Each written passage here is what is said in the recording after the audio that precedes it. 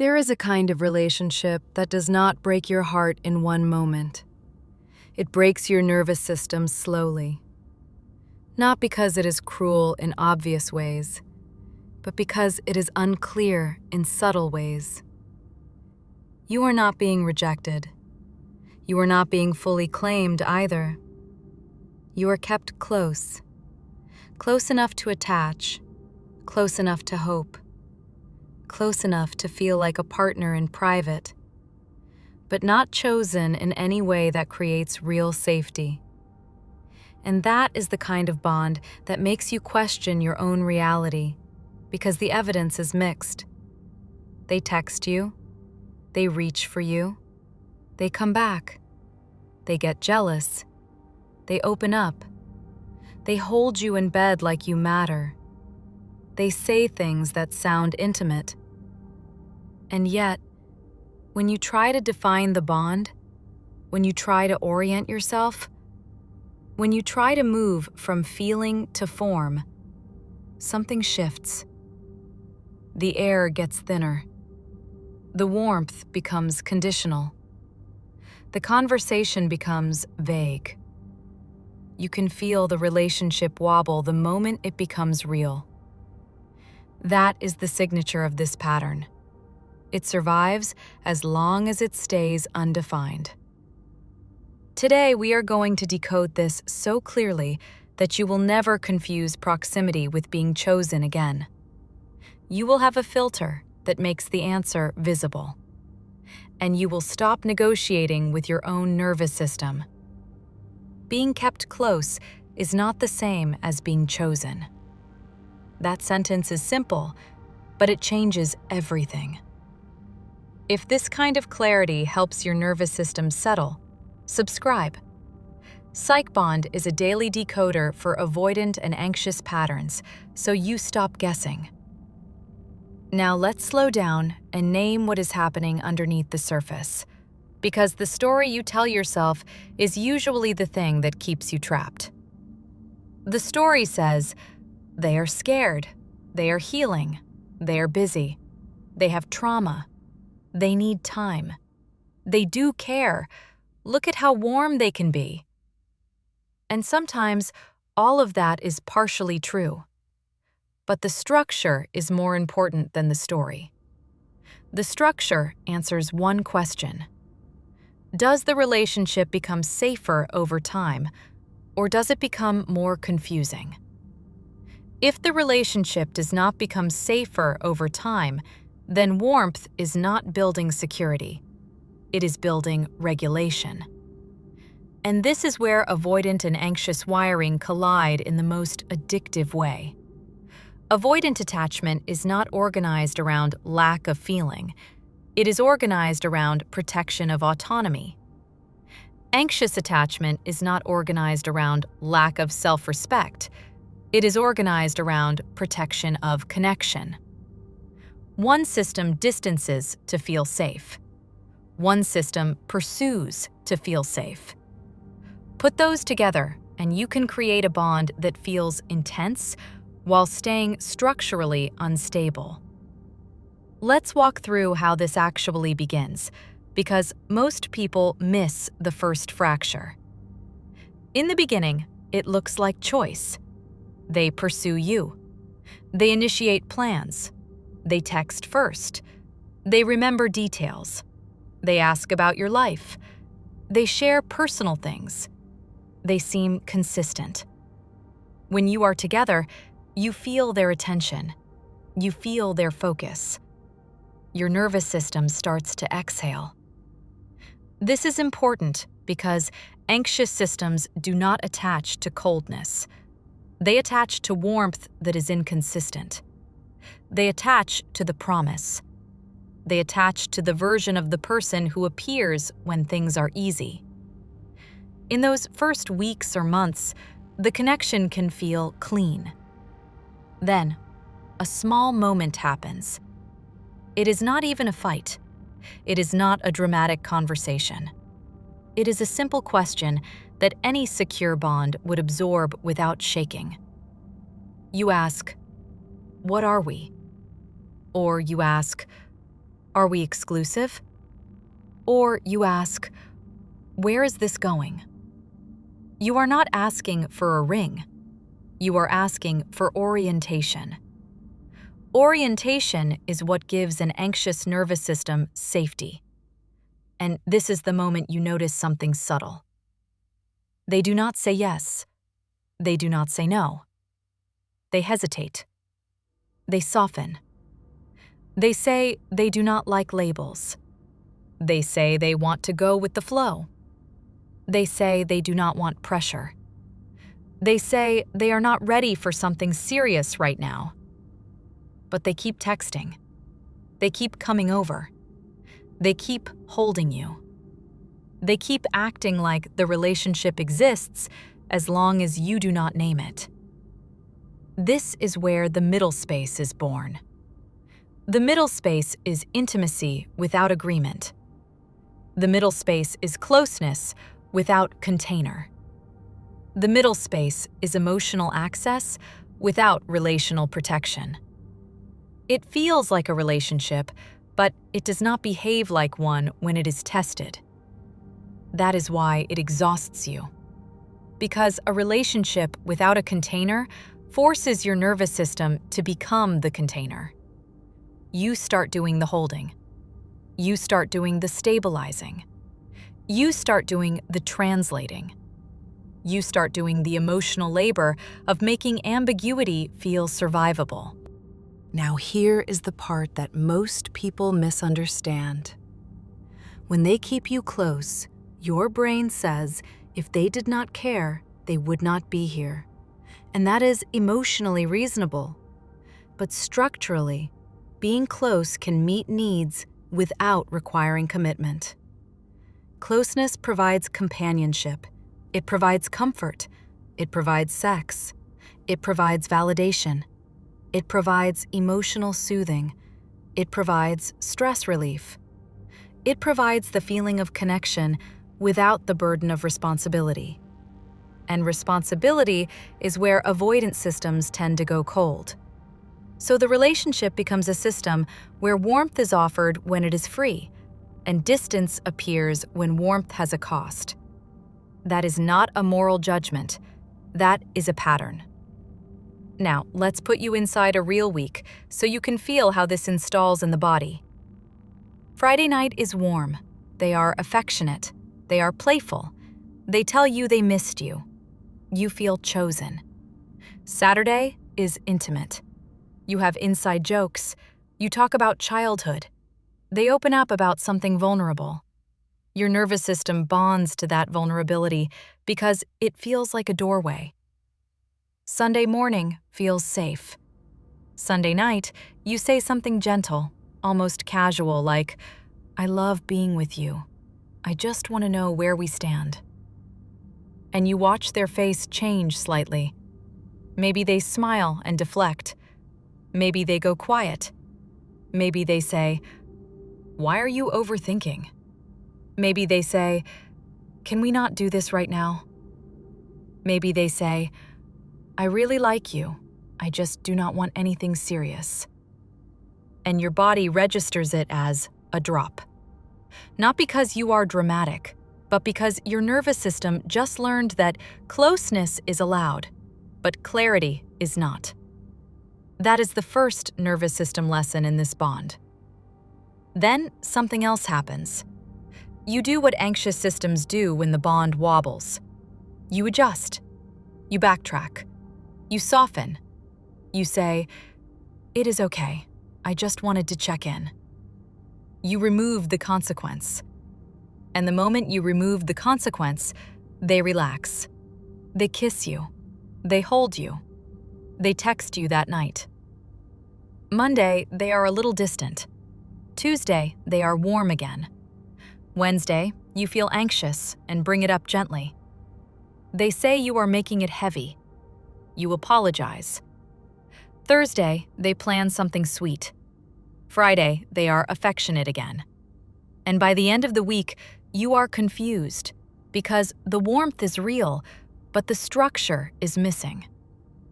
This is how people stay for years. The bond never collapses, but it never stabilizes. It circles. That is why it feels like you are living inside a loop instead of inside a relationship. Now, let's explain why this loop becomes addictive. Because this is not just emotional, it is neurological.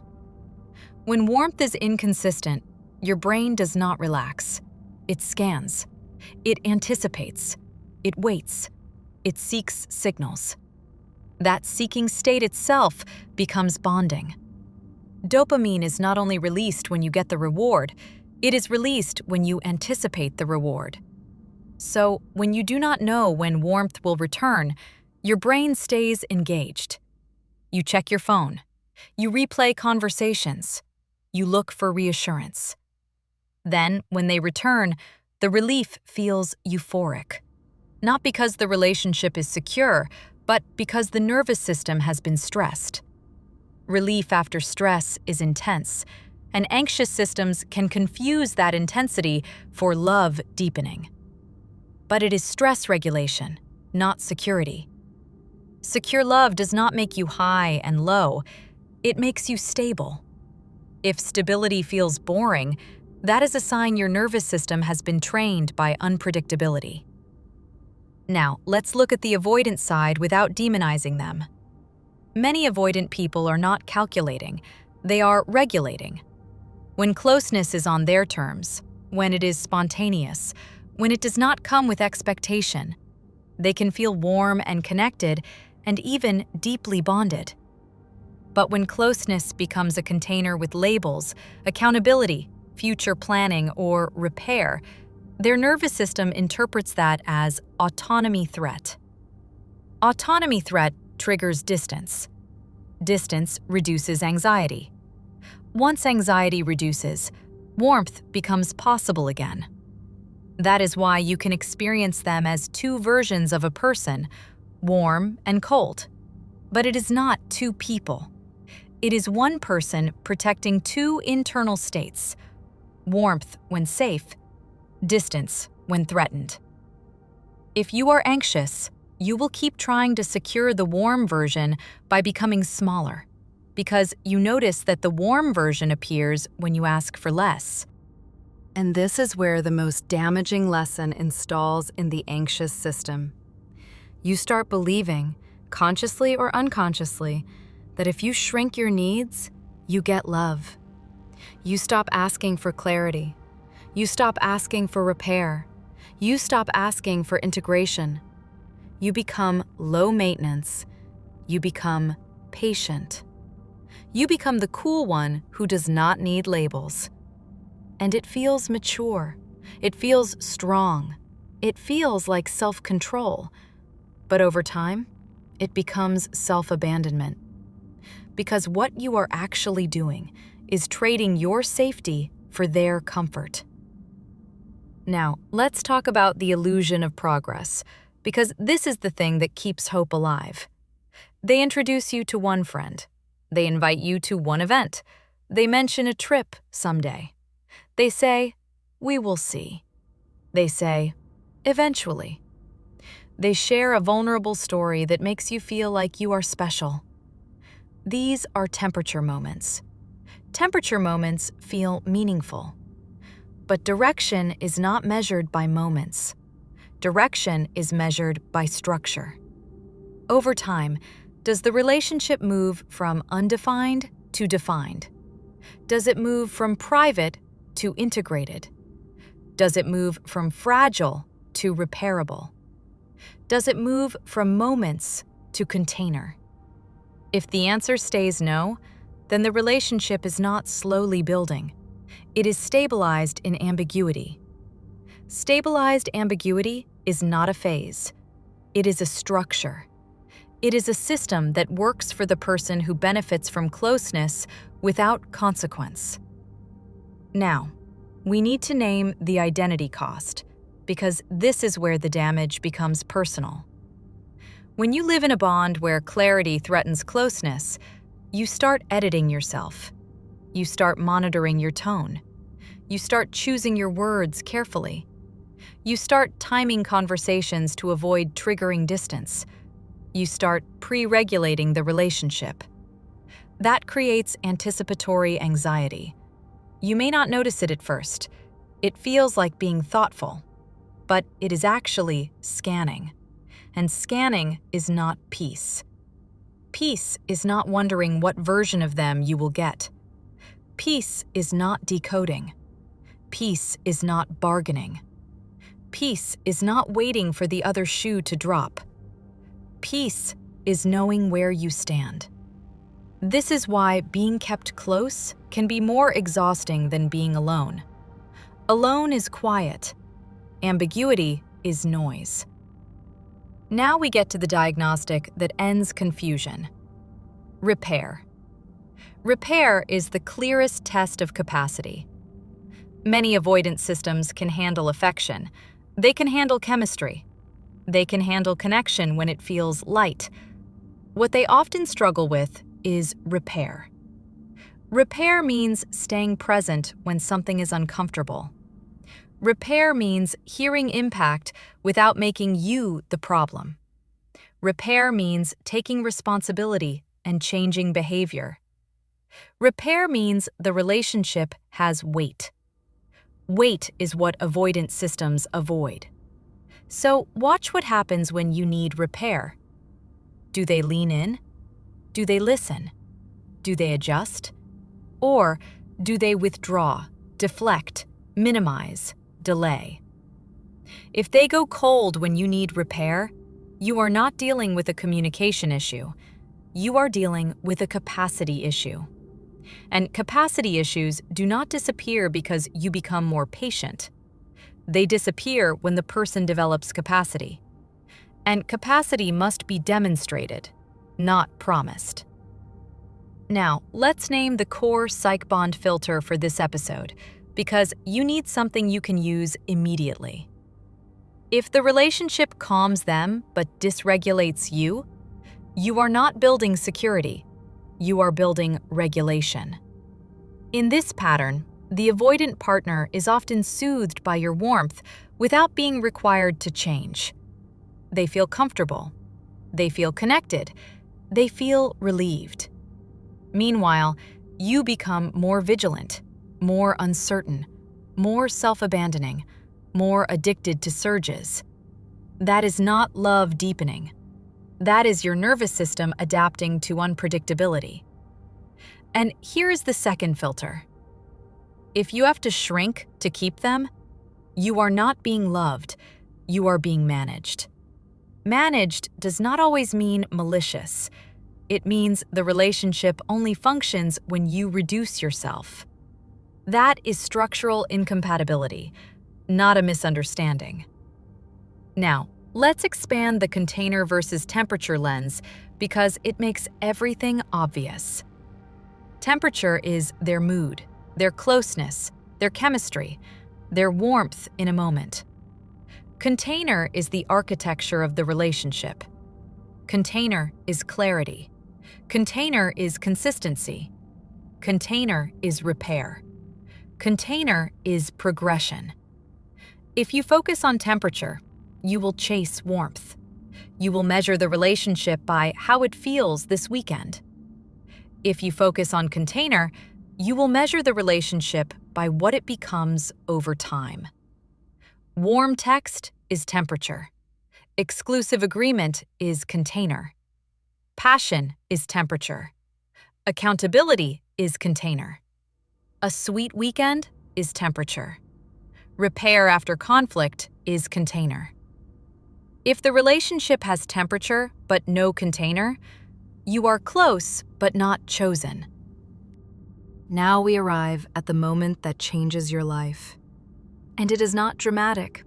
It is calm. It is simple. You stop asking, how do I make them choose me? And you start asking, are they capable of choosing? This is the shift from persuasion to evaluation, from chasing to observing, from hoping to testing. And the test is not harsh, it is honest. You state your standard once, calmly. I care about you. I enjoy this, and I only do relationships that are defined and capable of repair. If that is not where you are, I respect that. Then you stop talking. You do not convince. You do not audition. You do not explain your needs for 20 minutes. Because the moment you over-explain, you turn your need into a negotiation.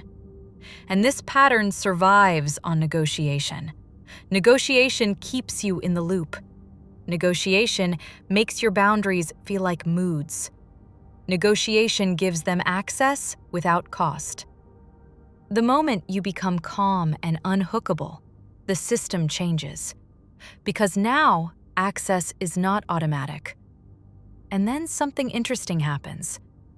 If they are capable, they step into structure. They clarify. They integrate. They repair. They become consistent. If they are not capable, they do what regulating systems do. They surge to regain access without providing structure. They text more. They become affectionate. They plan something sweet. They create temperature. And your nervous system will want to believe the temperature is the shift. This is the hardest moment, because warmth feels like choosing. But warmth without container is not choosing. So you ask the only question that matters. Did the container change, or did the temperature change? If the container did not change, you do not escalate investment. You stay aligned. You do not punish. You do not dramatize. You simply match your access to their clarity. Undefined gets limited access. Inconsistent gets limited investment. Partnership benefits require partnership costs. That is the principle. Now, let's address the fear underneath all of this, because this is what keeps people stuck.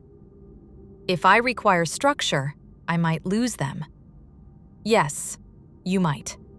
But if you do not require structure, you will lose yourself. Because being kept close but not chosen requires constant adaptation. You monitor your tone. You avoid your needs. You minimize your hurt. You shrink your desires. You become a version of yourself that is easier to keep. And that is not love. That is survival. Chosen love does not require survival. Chosen love can hold weight. Chosen love can tolerate clarity. Chosen love can repair. Chosen love moves forward. And if peace feels unfamiliar to you, it is likely because you have been living in almost chosen, almost secure, almost defined, almost integrated. And almost is addictive because it keeps possibility alive without closure. But closure is what your nervous system needs. Closure is not always an ending. Sometimes closure is a choice. Sometimes closure is clarity.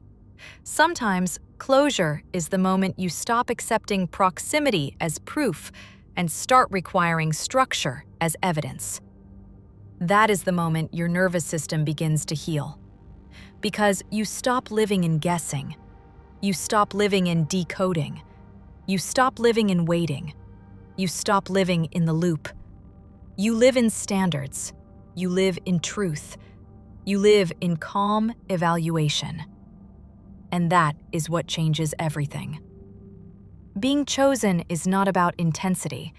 It is about reliability. It is not about chemistry. It is about capacity. It is not about how often they return. It is about whether they stay under accountability. It is not about how warm they can be when you are easy. It is about how stable they are when you are real. This is the difference between attachment and availability. Attachment can exist in almost anyone. Availability is rare. Availability is the ability to be consistent, accountable, and repair-oriented. Availability is the ability to build a container. So, the final lens for this episode is simple. If you are close but not chosen, stop asking whether they feel something.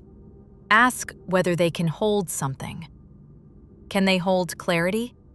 Can they hold repair? Can they hold progression? Can they hold the weight of being depended on without punishing you for needing them? If the answer is no, you are not dealing with a love story that needs more patience. You are dealing with a structure that needs a boundary. And boundaries are not punishments. Boundaries are alignment. Boundaries are how you protect your nervous system from being trained to accept instability as normal. Boundaries are how you stop confusing relief with love. Boundaries are how you stop turning hope into a lifestyle. So, if you are in this pattern, let the filter do its job. When you ask for clarity, do they move closer or further? When you need repair, do they lean in or withdraw? When you request progression, do they stabilize or destabilize? That tells you everything. Because chosen love can tolerate weight. Kept closeness collapses under it. And once you see that clearly, you stop negotiating with temperature. You require container. You require proof.